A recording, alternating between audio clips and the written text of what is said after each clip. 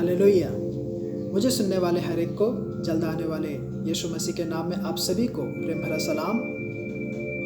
जितने भी मुझे सुन रहे हैं, मैं आशा करता हूँ आप सभी दिन प्रतिदिन लगातार यीशु मसीह में बढ़ते जा रहे हैं। तो आइए मेरे प्रियो, आज के वचन की ओर हम आगे बढ़ेंगे और आज का हमारा मनन करने का विषय इस प्रकार से है, हेरोदेस का खमीर। आमीन। हेरोदेस का खमीर। मेरे प्रियो, जब आप सुसमाचार की पुस्तक पढ़ेंगे तो आप वहाँ पर ये पाएंगे कि यीशु मसीह ने राजा हेरोदेस के खमीर के विषय में हमें चेतावनी दी है। आमीन। यीशु मसीह ने हमें उनके विरोध में चेतावनी दी है। और ये जो खमीर है, यह मसीही लोगों का प्रतिनिधित्व करते हैं। आमीन। मसीही लोगों का प्रतिनिधित्व करते हैं और उन्हें संबोधित भी करते हैं। तो आइए हम देखेंगे कि वचन हमें इस विषय में क्या कहते हैं। मेरे प्रियो, राजा हेरोदेस का खमीर एक सांसारिकता का खमीर था।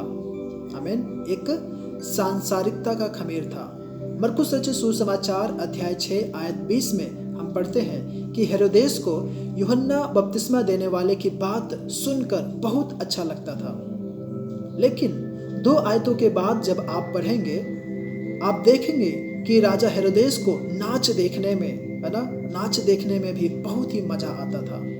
जो शायद कम कपड़े पहने थे और जो शायद बहुत ही उत्तेजक करने के लिए विभिन्न तरीके से नाच करते होंगे या फिर नृत्य करते होंगे। आज भी ऐसे ही कई सारे मसीही हैं जो रविवार की सुबह एक बहुत ही शक्तिशाली उपदेश का आनंद लेते हैं और फिर उसी दोपहर को एक गंदी फिल्म देखने का भी आनंद लेते हैं, या फिर वे बातें जो परमेश्वर को पसंद नहीं है फिर से उन सभी कार्यों में लग जाते हैं। आमीन। हेरोदेस को यूहन्ना बपतिस्मा देने वाले की बात सुनने में मजा आता था, क्योंकि यूहन्ना उन उबाऊ फरीसियों के विपरीत एक उग्र उपदेशक था। उन्हीं सभी के लिए वह एक उग्र उपदेशक था मेरे प्रियो। लेकिन एक उग्र भविष्यवक्ता को सुनने का आनंद लेने का मतलब यह नहीं है कि वह आध्यात्मिक रूप से बहुत ही दिमाग वाला है। आमीन। क्योंकि परमेश्वर उनसे वही कहेंगे जो उनके कहने का मतलब कि उनके जुबान पे वही आएगा जो परमेश्वर उनसे कहेंगे, और उनके मुंह से आप कुछ भी दूसरा नहीं सुन सकते। सांसारिक मसीही आमतौर पर फरीसियों की तरह पाखंडी नहीं होते हैं। एक और बार फिर से, सांसारिक मसीही जो है वह आमतौर पर फरीसियों की तरह पाखंडी नहीं होते हैं, क्योंकि वे सांसारिक मनोरंजन का आनंद लेते हैं और इस सत्य को भी नहीं छुपाते हैं कि वे इसका आनंद ले रहे हैं। जैसा कि हमने देखा, राजा हेरोदेस को जो यूहन्ना बपतिस्मा देने वालों को भी चाहता था और इस दुनिया के रंग बिरंगी मौज मजा मस्ती को भी। आमीन। तो मेरे प्रियो, हम अपने आप को परखें, हम अपने आप को जांचें कि क्या हम आज के समय राजा हेरोदेस के जैसा खमीर वाला जीवन जी रहे हैं। क्या हमें आज भी सांसारिकता और मसीहत दोनों एक ही साथ है क्या?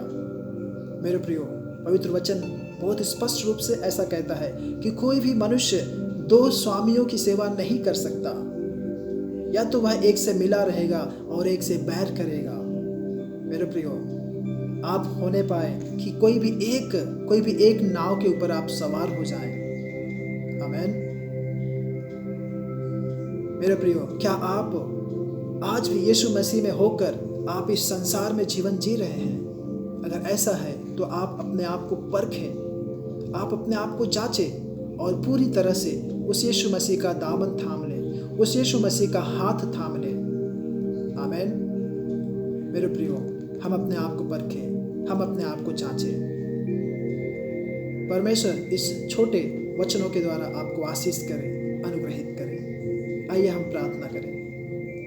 प्रभु जी, धन्यवाद परमेश्वर, जो हेरोदेस के खमीर से तूने हमसे बातें किए। प्रभु जी, प्रार्थना करते राजा होने दे, हमें से कोई भी व्यक्ति आधा संसार में आधा तुझ में ना रहने पाए परमेश्वर, बल्कि पूर्ण रीति से 100% तुझ में निर्भर होने के लिए, तुझ पर आश्रित होने के लिए, तेरा हाथ थामने के लिए परमेश्वर तू सहायता मदद कर। प्रभु जी राजा, तुझ में हर एक को आगे बढ़ते जाने के लिए सहायता मदद कर। प्रभु, तूने अगुवाई किया, धन्यवाद कहते हैं, तेरे नाम की महिमा होने पाए। प्रभु जी, तूने हर एक के हाथों को थामा, धन्यवाद। हम सभी को अनुग्रहित किया, धन्यवाद कहते हैं। और ये प्रार्थना विनती यीशु के नाम से मांगता हूँ, आमेन, आमेन। मेरे प्रियो, परमेश्वर आप सभी को आशीष करे, अनुग्रहित करे। जय मसीह की।